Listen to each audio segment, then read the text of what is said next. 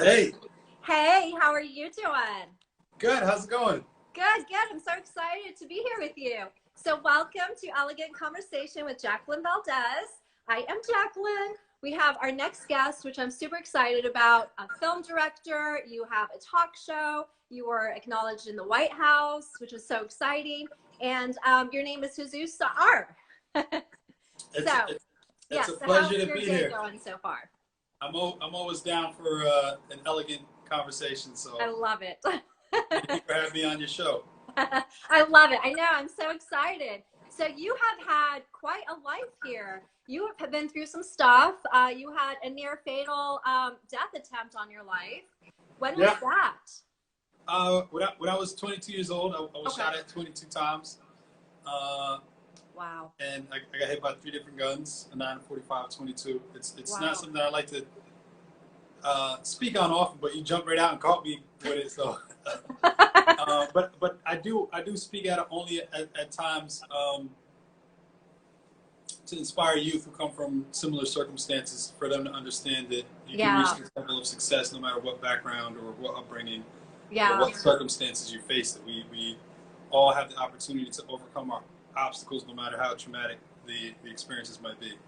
I love that. That's so inspiring because, there's so much troubled youth right now. And I feel like the way society is right now, there's less structure. And I feel like there's a lot of lost souls and some people that feel like they're never going to be able to get out of the circumstance that they're in.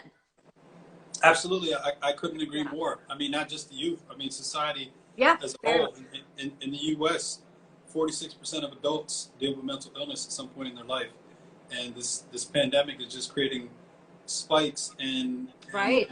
and showing the inequalities, disparities between the different social classes, different ethnic groups, and there's a lot Yeah. of division, which is really unfortunate. The division is causing more problems, more angst, more anxiety, Yeah. and that those bad feelings and those sentiment turns into anger, and that carries over into creating other issues that created a downward spiral. So we really Yeah. need to be proactive and vigilant about having a positive outlook and not being so I love that. offended easily by other people, because we're all going through something. So we need to kind of That's have a so little bit true. more compassion and understanding, Yeah. because I can't tell you how many times where I've been in a situation and I might have reacted something emotionally and then Right. forget about it. It escalates. Or Right. another time where I took a second and didn't react how I would have, and then come to find out when I responded or approached the person the other way, then they backed up. It's like, oh, my bad. I just Wow. had a rough day or going something, and Yeah. what could have turned into aggression turned Right. into an apology on their part. So That's so true. yeah, we all need to have a little bit more understanding and a little more patience. Life Yes. is short. Let's just I love that. slow down and just tune into your breath and just try to just connect with people on their energy and Yeah. find solutions. I love that. I love that you said just to slow down and just to breathe. And I feel like a lot of empathy is needed lately, a lot of understanding, a lot of patience. And I do see, sadly, I've lost some friends to suicide and to some deaths lately. And I feel like with the situation going on with lockdown and COVID and all the riots, people's emotions are definitely a lot higher right now and reacting. Absolutely, and I'm really sorry Yeah. for your loss. I mean, suicide is close to me. I've lost a cousin and uncle and, Yeah. and other people. So it's something that affects everyone. It doesn't matter if you come from poverty or adversity or privilege. Right. It impacts everyone. It doesn't matter Right. how rich and famous you are. Yeah. We've had famous comedians, famous fashion designers, Yeah. famous musicians. It touches every community, right? Yeah, There's some that's problems very that true. we can argue about how to, who it impacts and I got to kind of, I guess, differ to what people's interests are, but mental health is an issue that not only impacts everyone, regardless of Yeah. their background or circumstances, but it's also something that's the derivative of Yeah. every other issue we have in society. When you Yeah. talk about racism and discrimination and Yes. domestic violence, these are all byproducts of poor mental health or poor conditioning of the mind. Yes, that is so true. That is so true. And you have a talk show, right? where you're doing weekly and you're covering these subjects. I don't know if I should call it a talk show. I'm not a talk show. I'm not that fancy. You know, our publicist and marketing director thought that we should do this 6-part series on mental health and the film Suicide, because we're doing so much work around suicide with the film and having engagement with these organizations and charity partners to make a real impact in the community, that they thought that some of that should be highlighted. And there's also things, you know, relevance in terms of the cast members. You know, last week, the cast members all had traumatic experiences, and some that I just learned about, right? One of our actors was molested by 3 different family members between the ages of 3 and 11 years old. That just blew my mind. I can't imagine just one family member, but to have 3 different family members go through their entire adolescence. You know, another one of our cast members, his father was killed by the police when he was 8 years old. You know, another cast member was adopted or orphans, and I'm sorry, foster homes from 7 months and bounced around to different foster homes. So everybody has these struggles that kind of correlate to the characters in the film as well, which was a weird kind of serendipitous divine alignment that we all felt like we were doing something that definitely there's a reason that everything all comes together, and when you align with kindred spirits, you can create beautiful art. That is so true. I'm finding myself connecting with a lot of, like you said, kindred spirits, and finding a connection with a lot of amazing people out there, and it's really cool how amazing stuff does start to happen. And you know, I want to thank you for having these elegant conversations. It's so, you know, enlightening, enriching to see other people using their voice, using their platform to talk about things that can help, because we get so caught up in social media, and everyone's just showing their vanity and creating this, you know, false reality that we're all comparing ourselves to. We need to have more of these conversations. That's true. I'm really hoping to help others and inspire others with sharing all the amazing things that I get from you guys. So thank you so much for being a part of this and being a part of the magic. My pleasure. Yes. So then you have your show that's coming out, Suicide Saint. Can you let us know about that? That's pretty exciting. Oh, shout out to Imad. Shout out. Yeah, I see him. He joined. What's up, man? Hello, Imad. We worked on another film. What up, Karan? We worked on another. One of our cast members has joined us, Andrew Jacobs. What's up, Andrew? Nice. Hello. Yeah. Hi, guys, for tuning in. Andrew just sent me some new headshots that I was excited about to read in our package. And Imad worked on a film After the Veil that we did a couple years ago about child marriage and arranged marriage and stuff. Wow. So Suicide Saint, we're going into production this fall. Okay. Shooting October, depending on like things with COVID. I was wondering how are they going to do that? Quarantine you guys, or do special certain things that you have to we're figuring it out. My main objective now is to be able to shoot the fall on the East Coast, because that's, you know, intrinsic to the storyline of one of the characters. So the representation of that is really important for me. So even if we don't get all our interiors and we got to parse out the production over a few months, we might not get to the LA stuff. If not in the fall, it might be later in the winter or early spring. But we're just, you know, we got to go with the flow and pushing through, see what happens.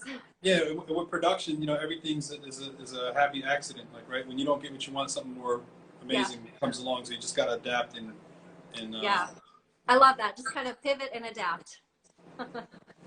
Very true. So what's your inspiration for, I guess, all of these stories that you're coming up with and all of this, what's your inspiration with, directing and just your vision? Pain. Pain. You know, I started. Beauty comes out of pain. Yeah, it does. I mean, I started my career, you know, off of being shot. I would have never had a career. If I didn't get shot with a gun, I would have never shot a camera. Like, it's you know, it's about symbolism. It's about turning the negative into positive. Yeah, I love that. And then I created all these opportunities for other people, and I found a talent, and I became more successful. But I had to stay true to that. So, you know, over the years, I founded Guns for Cameras in 2005 to keep take guns off the streets and give kids video cameras. Up until this past year, I started the Sick Film School. So, you know, for me, it's always about social impact content. I can't just be creating stuff to make money. One, it's got to be dope artistically, but then two, more importantly, it has to make an impact. It has to mean something to the community. Well, what's up, Shane? Yes.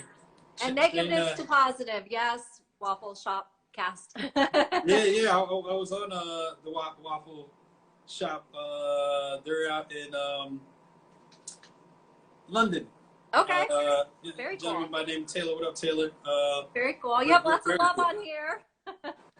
Yeah, you should jump on with Taylor in the future. You know, he started his show to address his own struggles with therapy or mental health, and you know, and having conversations with other people. I mean, for me, like, filmmaking is therapeutic, right? Directing is my heroin. Shooting makes the pain go away, like shooting, but you know, shooting. So I always like to try to find these analogies out of the negative to inspire people towards the I love it. And I love that you're using your voice and your creativity and your mind to talk about subjects that people don't really talk about enough, and to show that there is beauty out of pain, and that there's something that can come out of it that's a good outcome. Because I feel like, you know, it's needed a lot more, and I feel like people are scared to talk about it, or they just don't see a way out. Sure. And every saint, you know, has their past. Every sinner has their future. So I never count anybody out. I feel like it's never too late to turn your life around, or to get a second chance. For some people, it's a third, fourth, fifth chance. You know, like, very true. But it's very like we all need help, right? Like, hurt people hurt other people. Yeah. We have to stop that cycle. Yes, so much so. And your journey into filmmaking, how did you even get your foot in the door? Oh, I'm still getting my foot in the doors. Well, you're making a huge impact. You're getting there. You're charging that foot in. Yeah, well, the thing is, I'm definitely doing myself a disservice, because I don't want to play by anybody else's rules. And I feel like the game is rigged. Let me grab this shirt. I was telling people, like, you know, promote this idea of art over algorithms, because I feel like, you know, for film industry, everything is predicated on who the A-lister is and what the box office draw is going to be, and you know, they do everything by the numbers, by the algorithms. They don't invest in projects based on the artistic merit or the influence or impact it's going to have on a community. So here you are making billions of dollars, but the end result is you're fucking up society more. Like, everybody's already so messed up in the head, and you're just putting out crap that people just veg out on, or that exploits, or, you know, degrades women, or whatever it is. It's like, there should be some onus to, as a culture, as a society, that I agree. The art that we create inspires people. You know, it should be for beauty, for social good. Yeah, I love that. And it resonates, your work and the stuff that you do. It's definitely, you know, coming from a good place, from passion, from creativity, and that you want to make a change, that you want to make a difference, that you want to be a voice that helps other people and makes them think and makes them realize that there's more. Yeah, absolutely. Yeah, lots of respect for that. Thank you. It wouldn't, it feels weird getting a compliment for it, because I couldn't appreciate it any other way. Like, if I didn't have a purpose, like, I would feel empty or useless to the world, right? I don't know how some people could just go about and just take and have greed. And for me, I feel like if I'm not giving or improving somebody's life, or making, you know, even just some friends, like, if you're not adding value to that person's quality of life, then, you know, what's the point? Yeah, I love that so much. So how long does it take you to create something when you're putting stuff together? How long does a project usually kind of run? It varies. I did a featurette about 2 years ago. A short project. It was a 40-minute featurette. It was called Asian Mob.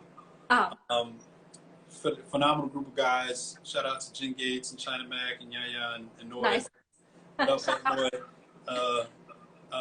But, you know, I wrote that script in 3 days we did pre-production in 1 week and shot the next week, and I filmed 32 actors in 20 locations in 5 days. Wow, that's like amazing. the turnaround was insane, but that just goes back to my producing chops. But for Suicide Saint, drastically different. I spent more than a year and a half just researching for the film before, you know, the pen even hit the paper. Like, I mean, I had my creative Bible and building the world and the characters, but, you know, we just started writing the script early this year, and all of last year I was traveling the country, going to different organizations, seeing how mental health impacts society in different ways. Like different ills. So this is going to be, it's going to take, you know, in all probably like 3 years of my life for this one film. But to put it together. I feel like this is going to be my masterpiece, and it's going to be the most important thing that I do in my entire career. Oh, wow. That's exciting. And we get to talk about it here. Yeah. I love it. So honored. Yeah, mental illness is such a huge thing. And how do you stay calm and I guess collect during this period of time with quarantine going on and with illnesses spiking? With the exception of you know, having the pain of losing family members, I lost a brother-in-law. He, you know, I don't think, in hindsight, that the ventilator was the right way to go. He was on a ventilator for 6 weeks, and I'm sorry to hear that. He didn't make it. He never made it off of it. And I lost a couple friends. Wow. All right. But you know, with the exception of the loss of life, which is always hard. Yeah. My personal life hasn't been impacted that much around the pandemic, and I hate to say that in a, you know, in a selfish way, but like, I've already just stayed home.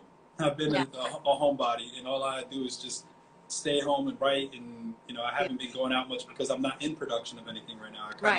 That makes retired sense. from advertising, and I never partied a lot, so for me I've just been able to have more time to be more productive, because now you can engage with other people who aren't running around so much. So it's, you know, it's constant Zoom calls and sharing and creative, and the technology now, we're in the age of, like, you know, there was before bandwidth, now it's after bandwidth, right? I have 1,000 gigabytes per second or megabytes per second at home to get, you know, 4 gigabyte download and 40 megabytes upload. It's insane. You know, a couple of years ago, it wasn't there was no way you could reach those type of numbers. And this was part of, you know, people's exodus leaving New York, because they're like, forget all the stuff we have to put up with. If it's not going to be the mecca of arts and entertainment and restaurants with everything closing, I can still manage my hedge fund from Arizona, or I can do this from Dallas. And, you know, like, people are just kind of spreading out, because this is our new way of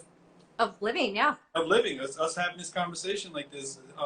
It's unfortunate that you can't have the same nuances of energy and the touch and the feel and the sensibilities of human connection.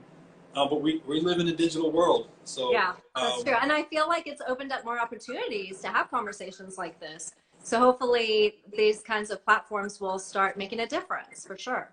Yeah, I mean, like, I had a conversation earlier on our live show for Real Talk episode 2, and, you know, I couldn't have been more fortunate. I mean, to get the 4 people in the same room. I had, you know, Director X. Shout out to Director X. Thank you for a phenomenal interview earlier. Nice. Had Dr. Steve Perry. Very cool. You know, the founder of Capital Prep School. He partnered with another. He has like 2 more Capital Prep schools with Puffy. They partnered up to do Capital Prep in Harlem, and they just opened up Capital Prep in the Bronx. And then Marissa from Jordan Porco, and then of course Juma Asiago, who called in from Nairobi, Kenya. So it's like, to get them all in the room. It's amazing. This affords us that, right? And I know X is super busy, because last week he dropped the #1 video in the world. He just did the pop star video with Drake and Justin Bieber and Jay Khaled. So, I'm just blessed to connect with these people who are also passionate about social impact and using their platform. Yeah, it's very important. It's very important. Who else do you have coming up on your future episodes? We haven't announced yet, so I'm letting you know. Keep your eyes tuned in, guys. Keep your eye on it. Keep your eye on it. I'm letting my publicist Angela Ellaby guide me in the direction of, you know, Right. making those moves and Right. bookings. So Nice. So it's a surprise. So it's a we're surprise. calling you. It might be later this afternoon, but it might be tomorrow. We'll say. But yeah. But tune in next week. Tuesday at 2. Nice. Exciting. That's And so if you good. missed the show, yeah, if you missed the show today, and anybody watching from my channel or yours, it's up on YouTube. Wherever my link is in the bio, Okay. and Instagram, it still goes. You can watch the full show today. We got a phenomenal conversation about mental health and about the film. Nice. I'm gonna check in and tune into it and watch it. Yeah, add to your elegant experience today. Yes. Yes, I love it. So then how I had mentioned earlier that you were acknowledged at the White House, and this was a few years ago. Can you tell us about that story? That's pretty exciting. It's a huge honor. I was honored by 2 presidents. Once by Bush for my work in financial literacy. Actually, I'll grab it. Okay. Talk to your viewers for a second. Okay, this is so exciting. I think I have it over here. Nice. I love it. This is a world premiere. World premiere on All You Conversation. I don't think I've ever showed these on an interview before, but oh wow! Because we're at home. That's what happened in this box. Very cool. Oh, I forgot. I have my old platinum grills in here too. Nice. Yeah, I would keep my presidential cufflinks next to my. I love it. But these were. Can you see? These were from. Wow. Bush administration. Cool. I was on a President's Council for Financial Literacy, but more recently I was honored by Barack Obama when he was president as a champion of change, and that's more so for my work around gun violence prevention and other things that I've done. So that's amazing. What kind of feeling was that? That must have been huge. Oh, it was cool. Hey, what's up, Michelle? Michelle checked in. What's up, Janelle? Yeah, it was humbling, as you would expect. Yeah. After we did the thing during the day, I forgot. Oh man, I don't want to forget her name. I don't think she follows me on Instagram anyway, but I forgot her name. But one of the staff members invited me afterwards to a private tour of the White House in the evening. Wow. So I got to kind of see the Oval Office, and when everything was like closed down, like nobody was there. But right. I got to, very cool. It was just kind of like surreal, just being in those rooms with so much history, and you have literally every leader that we've had of the free world for the last 100 years sit in that room and make decisions that impact the course of history. Like that's so cool. Yeah, it's just. I mean, I love history. Like even when I went to Europe and just walking through these old castles that were there my gosh, it's gorgeous. Years, and you just kind of like, hey, Julius Caesar stood right here, and you stand on the spot like. Yeah, I went to the Vatican years ago, and I was like, oh my God, can I just stay in Italy and live here forever? I love it. Very spiritual. It is. It's a connection to our past. Yeah, very cool. And it's very cool to see that you have turned your life totally around, that you came from such a different lifestyle, and that you're using your platform and your experiences to be something and be someone and show people a light. Thank you. I mean, I really would have, if I stayed in a very limited and ignorant mindset, I wouldn't have experienced all these beautiful things. And then now I have the ability to show and share them with other people. That they can pursue and experience it as well. It's very cool. Thanks, guys, for tuning in. Hello. Lots of love. So was there anything else that you wanted to let the viewers know that's coming up, or any projects or anything? No, I'm just focused on Suicide Saint. I'm tackling mental health every day. Yeah. Following the partners that we have with the organization. And I always like to tell people in every interview that I do that I do answer my DMs. If you're trying to break into the industry and you need an opportunity, I feel like access is the biggest problem for That's so true. In the pipeline. So if you could join my crew or my cast, one of my projects, or if I can plug in with somebody else, I'm always down to discover and look at new talent. So hit me up. That's very cool. And there's so much talent out there. I feel like there's so much undiscovered people. out there, and they just don't know where to put their foot in the door or how to get in. And like you said, connections is huge. Yeah, and there's always a disconnect between creatives and business, right? So a lot of people are super talented, but they just don't have the wherewithal to market themselves and position themselves. Right. Or they might have some mental health issues where they just don't have the social skills and the charisma to know how to engage. So I don't judge people for the lack of experience, or even if you feel like you're a weirdo. I love weirdos. Like right. Hit me up. It doesn't matter what it is. I don't judge. We're all, I have my own tendencies and flaws and behaviors. So just trying to do dope shit and connect with good people. Yeah, I love that. So what is it that you want to be remembered by? Oh, that's a good question. I don't know if I want to be remembered by anything as much as something, as much as something I create, I want it to have an impact. Nice. Because you're the only thing that you can leave behind is the impact that you make on other people, right? So when you're dead and gone, your memory only lives on by people who actually knew you. After that, historically, even if you become famous, then everything is just kind of true. Hearsay or whatever, or whatever impact you make on society. Right. But for me, I feel like if I make a film that's powerful, that could be here forever.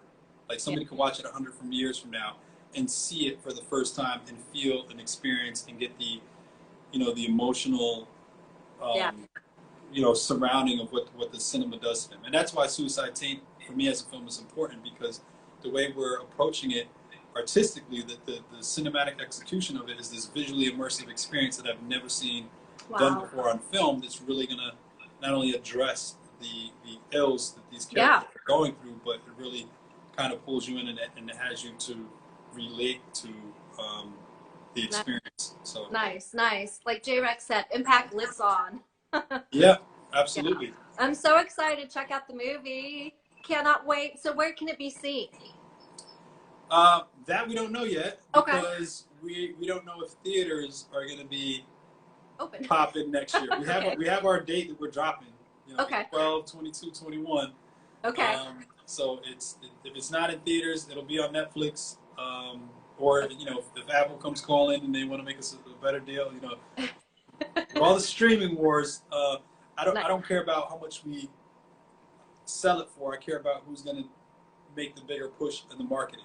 Right. I'll take 5 instead of 20, as long as whoever's spending that 5 for that 5 is putting more effort into the marketing. Right. Because for me, it's not about making money on this film. It's about making an impact, and I need the message of the film to be amplified and for as many people to see it. I am a little remiss in that's what's next, and I get so focused on the now. But we do have a film that we're doing next year. I just haven't been talking about it much, but I will shout out Hector Camacho Jr., because we're doing the life story of his father, Hector Camacho, the boxing icon. But right now we're locked in to produce Suicide Saint. Shout out to our cast. Oh, what's up, J Rex here. Impact lives on. Oh yeah, you were referencing him. Can't wait. Standing by. Yeah. Oh, shout out to the Shot of Facts podcast. A lot of people tuning in. That's dope. Yeah, but for me, Suicide Saint is important because everyone is in so much pain right now, and there's a lack of leadership and direction, and there are resources out there, but they're not being acknowledged or promoted, so everyone's aware of it. Yeah, that's so true. Well, thank you so much for being a part of the show. It was such an honor, and I can't wait for your show to come out. Thank you guys for everyone for tuning in. It was so awesome to meet you. Oh, likewise. My pleasure. Have a blessed day. Thank you for your time. You too. Thank you so much for sharing your story. Appreciate it. Thank you. Thank you, guys.